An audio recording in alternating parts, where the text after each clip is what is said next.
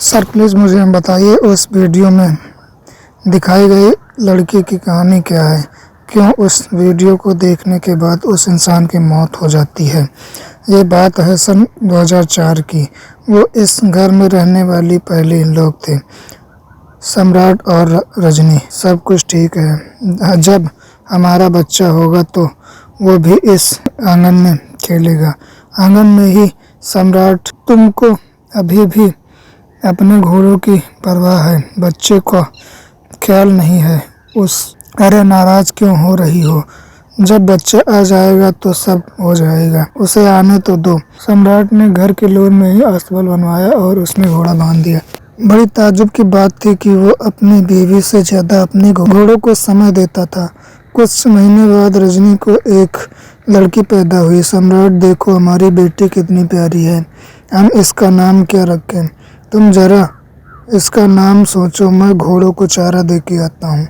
इसकी आदत कभी नहीं सुधरेगी। अब इसी तरह कई साल गुजर गए। रजनी ने अपनी लड़की का नाम महक रखा, जो कि अब 12 साल की हो चुकी थी। महक के साथ खेलने के लिए कोई बच्चा नहीं था, तो वो अक्सर घर के पीछे कब्रिस्तान में चली जाती थी। और एक दिन महक अभी भी नहीं आई। शाम के 7 बज गए थे। कहीं उसको कुछ हो तो नहीं गया, ये सोचकर रजनी घर के पीछे कब्रिस्तान में गई और जो उसने देखा उसकी आंखें फटी की फटी रह गई। महक एक कब्र के पास बैठकर उससे कान लगाकर कुछ सुन रही थी। महक, तुम ये क्या कर रही हो? इस पर महक बोली, मम्मी, इसके अंदर मेरा दोस्त है, उससे मैं बातें कर रही हूँ। क्या बोल रही हो? मुर्दे कभी नहीं बोलते। नहीं, इसने मुझसे बातें की और इसने अपना नाम फेकू बताया है। उसके मुंह से ये बात सुनकर उसको बहुत गुस्सा आया। चलो यहाँ से। इस तरह के मजाक मुझे बिल्कुल पसंद नहीं। रजनी उसको घर ले गई और बोली, अब तुम सो जाओ और आगे से ये कभी मत करना। उसकी बात सुनकर महक बेड पर लेट गई और जैसे ही उसने अपनी आंखें बंद की, उसको घोड़े के हिनहाने की आवाज़ आई और उसने खिड़की से झांक कर देखा तो, मेरे प्यारे घोड़े, मैं तुमसे इस दुनिया में सबसे ज़्यादा प्यार करता हूँ। ये कैसे पिता है मुझे भूलकर घोड़ों से प्यार करते हैं?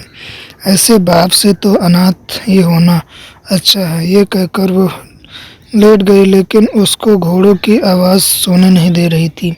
उसको उनके निनाने से तकलीफ होने लगी। कमबख्त सोने भी नहीं देते। ये कहकर वो खिड़की के रास्ते वो निकल गई और जाकर कब्रिस्तान में उसी कब्र के पास लेट गई जिसको वो फेजू की कब्र बता रही थी। फेजू, देखो मैं वापस आ गई। इस शांत माहौल में तुमसे बातें करते करते सोना चाहती हूँ। तभी उस कब्र से एक आवाज़ आई, महक, तुम बहुत अच्छी हो, मुझे यहाँ अकेले सोने अच्छा नहीं लगता। अब तुम आ गई हो तो हम दोनों बातें करते करते रात गुजार लेंगे। महक उस आवाज़ के साथ बातें करती रही और सो गई। सुबह होने पर जब रजनी ने उसका कमरे में नहीं पाया तो वो बहुत डर गई। ये महक कहाँ गई? कहीं कब्रिस्तान में तो नहीं? ये सोचकर वो कब्रिस्तान पहुंची और उसने महक को उसी कब्र के पास सोता हुआ पाया। महक, तुमको कहा था ना कि यह मत आना। तुम में इतनी हिम्मत कहाँ से आई कि रात में कब्रिस्तान जैसी जगह पर अकेले आकर सो गई? उन जानवरों की आवाज़ सुनकर सोने से तो अच्छा है कि यहाँ आके सोना, और वैसे भी मैं यहाँ अकेली नहीं सोती थी मम्मी, फेजू ने है ना यहाँ पर। ये सुनकर रजनी उसको घर के अंदर ले आई। महक अपने कमरे में थी। उसने अपने कमरे में एक गोला खींचा हुआ था और उसके अंदर वो आंखें बंद किए बैठी थी।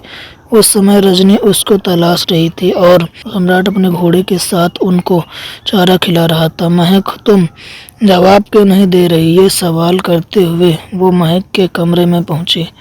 उसने देखा महक जमीन पर बैठी हुई मंत्र जैसे पढ़ रही है। ये देखकर वो हैरान रह गई। ये क्या नया खेल है महक? ऐसा कहते हुए वो उसके करीब जाना चाहती थी, लेकिन जिस रेखा के अंदर वो थी वो नहीं जा पा रही थी। ये क्या हो रहा है? मैं आगे क्यों नहीं बढ़ पा रही? उसी टाइम अस्तबल में बंधे घोड़े हिनहाने लगे।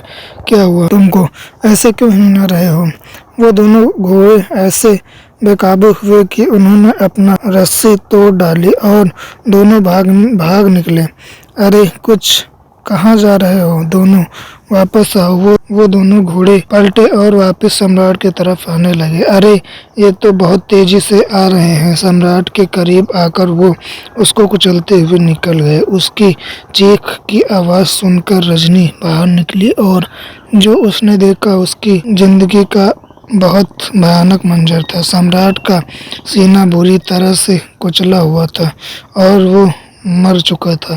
तभी उसकी नज़र घर की खिड़की पर पड़ी। उसने महक को देखा जो अपने पिता की लाश को देखकर खुश हो रही थी।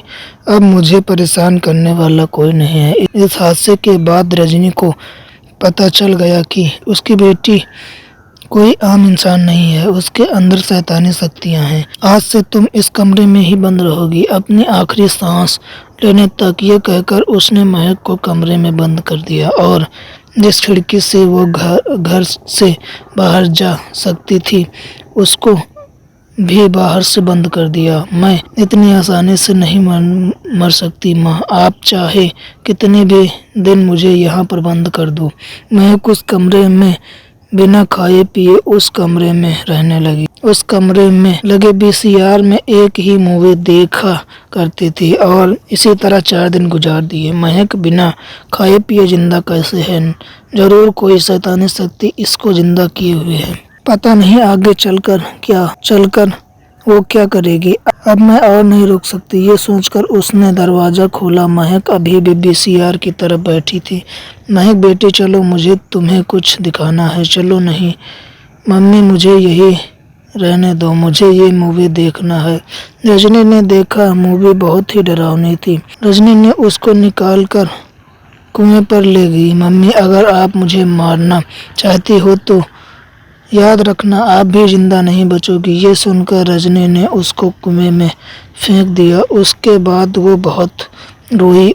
उस कुएं से महक की आत्मा बाहर निकली और उसने अपनी माँ को मार दिया। उसके बाद उसकी आत्मा अपने कमरे में पहुंच गई और उसी वीडियो टेप के अंदर समा गई जिसे उसने मरने से पहले आखिरी बार देखा था। ये कहानी सुनकर पुनीत का बहुत बुरा हाल हुआ। वो उस कमरे के अंदर लगातार वही वीडियो देखती रही और इसीलिए वो इस वीडियो टेप से जुड़ चुकी है और उसे देखने के बाद हर इंसान को 4 दिन के अंदर मार देती है। यहाँ पर अब तुम भी मरने वाले हो, लेकिन अगर आपको पता है तो आपने इस टेप को ख़त्म क्यों नहीं किया? ये इतना आसान होता तो मैं कर देता। क्या मतलब है?